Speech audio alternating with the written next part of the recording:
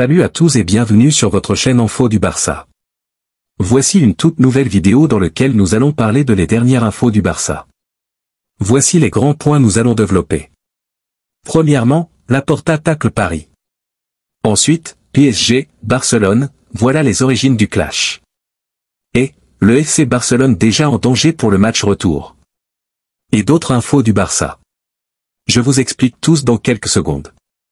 Donc, restez juste qu'à la fin de la vidéo pour ne rien manquer. Mais avant tout, abonne-toi si c'est la toute première fois que tu nous suis sur cette chaîne, et activez la notification afin d'être à la une de toutes nos vidéos d'actualité comme celle-ci, donc n'hésite pas à lâcher un gros pouce bleu et quitter votre commentaire. Si c'est fait les amis, on y va.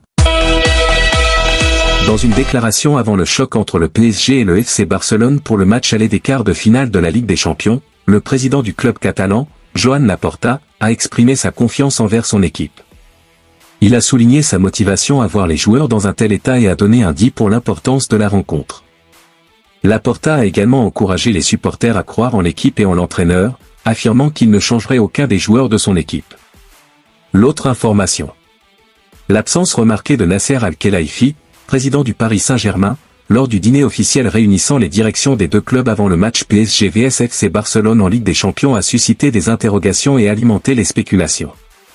Cette absence a été notée par la délégation catalane présente, selon des informations rapportées par le journal espagnol Sport. Les médias espagnols soulignent que des divergences persistent entre les deux présidents, notamment en ce qui concerne la Super Ligue européenne. Joan Laporta, président du FC Barcelone, demeure un partisan fervent de ce projet, aux côtés de Florentino Pérez. En revanche, Nasser Al-Khelaifi, également président de l'Association européenne des clubs, s'est publiquement opposé à cette compétition. Au-delà de cet événement, l'attention se porte désormais sur la double confrontation entre les deux clubs, qui s'annonce intense. Cette rencontre revêt une importance particulière compte tenu de l'histoire récente entre le PSG et le Barça.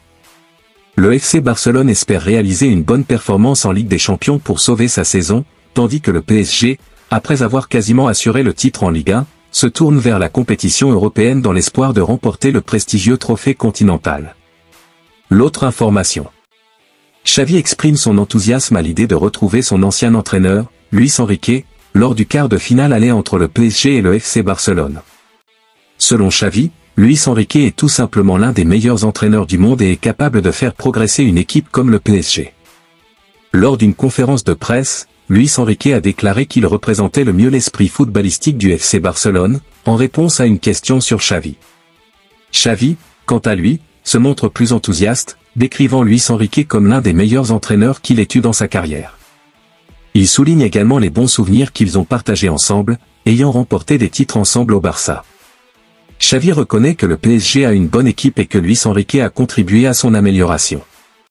Il prévient également que le match contre le PSG sera difficile, mais qu'il est ravi d'être présent pour cette confrontation. Il souligne l'importance de rester humble face à des adversaires de ce calibre et considère ce match comme un défi pour lui, pour le club et pour les joueurs du FC Barcelone. L'autre information. Le match entre le PSG et le FC Barcelone pour le quart de finale aller de la Ligue des Champions ravive une rivalité historique entre les deux clubs, qui ne se limite pas uniquement au terrain de jeu. Cette rivalité s'est intensifiée au fil des années, en grande partie à cause de certains transferts avortés et des différences dans les politiques sportives des deux clubs. Depuis l'arrivée de Qatar Sport Investissement à la tête du PSG en 2011, les Parisiens et les Catalans se sont rencontrés à 5 reprises en Ligue des Champions.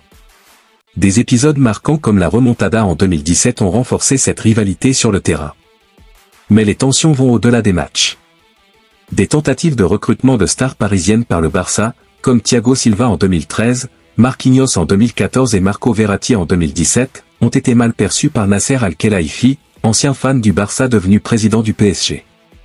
En réaction, le PSG a réalisé des coups retentissants, notamment le transfert record de Neymar pour 222 millions d'euros en 2017, qui a coïncidé avec le déclin du Barça sur la scène européenne. Le club parisien a également attiré des joueurs comme Xavi Simons et Jorginho Wijnaldum, qui semblaient sur le point de rejoindre le Barça. De plus, l'arrivée de Lionel Messi au PSG en 2021, après la fin de son contrat au Barça, a provoqué la colère des supporters catalans envers leur direction. Ces transferts retentissants ont alimenté les tensions entre les deux clubs. Au-delà des transferts, les différences dans les politiques sportives sont également un point de friction.